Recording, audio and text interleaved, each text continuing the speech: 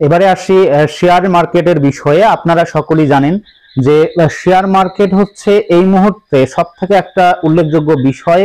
অনেকেই কিন্তু এখানে বিনিয়োগ করে কোটি কোটি টাকা উপার্জন করেন, আবার অনেকেই কিন্তু উপার্জন করতে পারেন না। এই মুহূর্তে বিনিয়োগকারীরা আতঙ্কিত। ঠিক কি কারণে বিনিয়োগকারীরা আতঙ্কিত? আমেরিকান শর্ট সেলার ফার্ম হিডেনবার্গ রিসার্চের বিরুদ্ধে অভিযোগ করার প্রক্রিয়া অব্যাহত রয়েছে। গত বছর আদানি গোষ্ঠীর উপর বিভিন্ন দাবি করার পরে হিন্ডেনবার্গ এখন কোটাক মাহিন্দ্রা ব্যাংককে গ্রাস করেছে।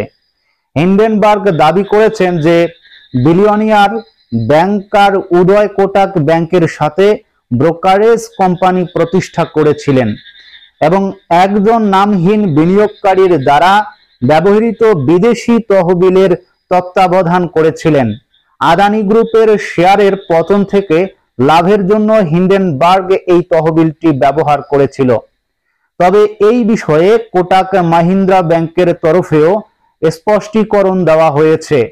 কোটাক ব্যাংকের মতে হিন্ডেনবার্গ কখনো কোটাক মাহিন্দ্রা ইন্টারন্যাশনাল লিমিটেড অর্থাৎ KMIL ক্লায়েন্ট ছিলেন না, বা তিনি কখনো তহবিলে বিনিয়োগকারীও ছিলেন না।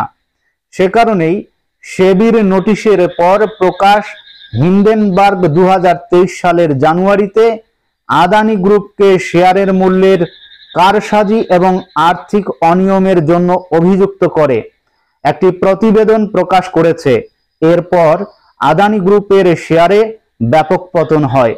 হিন্ডেনবার্গ এই রিপোর্টের জন্য securities and exchange board of India অর্থাৎ সেবি সেখান থেকে কারণ দর্শানোর নোটিশ পেয়েছে।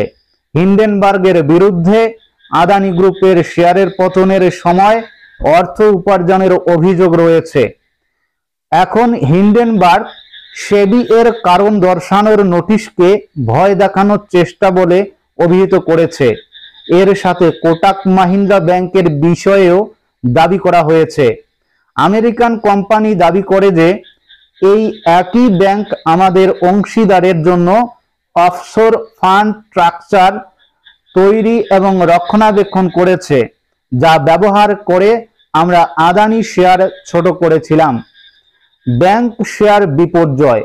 ঠিক কি কারণে ব্যাংক শেয়ার বিপর্যয়? এই মুহূর্তে আমরা যতটুকু জানতে পাচ্ছি যে হিন্ডেনবার্গের অভিযোগের মধ্যে কোটাক মাহিন্দ্রা ব্যাংকের শেয়ারে বিপর্যস্ত হয়েছে। মঙ্গলবার সপ্তাহের দ্বিতীয় দিন এই শেয়ারটি 1808.75 টাকা আগের বন্ধের তুলনায় 1736.65 টাকায় পড়ে। এটি প্রায় 3% হ্রাস দেখায়।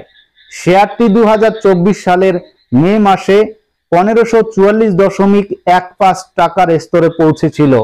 এটিও স্টকের 52 সপ্তাহের সর্বনিম্ন।